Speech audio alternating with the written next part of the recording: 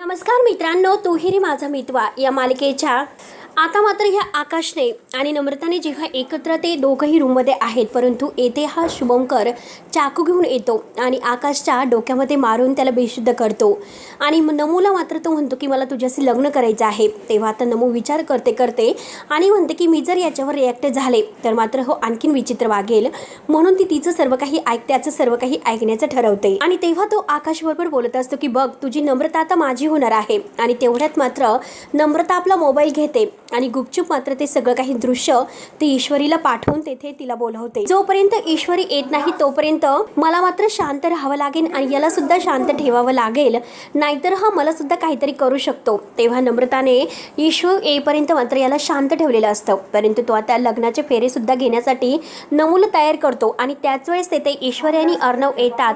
समोरचं दृश्य बघून त्यांना फार मोठा धक्का बसतो. आकाश खाली पडलेला आहे आणि त्याने नम्रताला आता आपल्या हाताशी दाबून तिचा गळा दाबून मात्र चाकू हातामध्ये दाखवून तो अर्णव ईश्वरीला घाबरत आहे. तेव्हा अर्णव म्हणतो की हे बघ, ती तुझी बायको आहे ना, मग तू तिला सोड, तिला तो चाकू लागेल, तू चाकू खाली सोड. तेव्हा आकाश म्हणतो की हो, ती माझी बायको आहे. तेव्हा मात्र आता अर्णव ईश्वरी लगेच मात्र हे नम्रताला सोडण्याचा प्रयत्न करतात.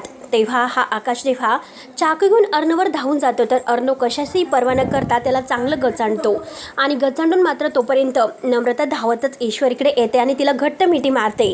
त्यानंतर दोघेही आता आकाशला उठवतात. आकाश शुद्धीवर येतो. आकाश शुद्धीवर आल्यानंतर मात्र आता सगळेजण मात्र ह्या शुभंकरला खूपच मारत असतात. आकाश इतका मारतो. नम्रता खूप घाबरलेली असते आणि तेवढ्यात पोलीस येतात आणि पोलीस मात्र येऊन आता ह्या शुभंकरला पकडतात आणि त्याला घेऊन जातात. तेव्हा तो ओरडत असतो की तू माझी बायको आहे, हक्काची बायको आहे, तू कुणाची होऊ शकत नाही. आणि तेव्हा आता अर्णव, ईश्वरी, आकाश हे सगळेजण एकत्र बसलेले आहेत. नम्रताला खूप मोठा धक्का बसलेला असतो. नम्रता खूप घाबरलेली असते. ती म्हणते की ईशू तो गेला ना परत नाही येऊ शकत. तेव्हा आकाश नम्रताला जवळ घेतो आणि तिला शांत करतो. अर्णव म्हणतो की चला आपल्याला पोलीस स्टेशनमध्ये जावं लागेल. तर आकाश म्हणतो की दादा तुम्ही पुढे व्हा, आम्ही येतो मागू. तेव्हा आता नम्रता इकडे मात्र आकाशला म्हणते की आज आपलं लग्न झालंच पाहिजे, आजच आपलं लग्न करून टाकूयात. आता आकाश म्हणतो की तू काय बोलतेस.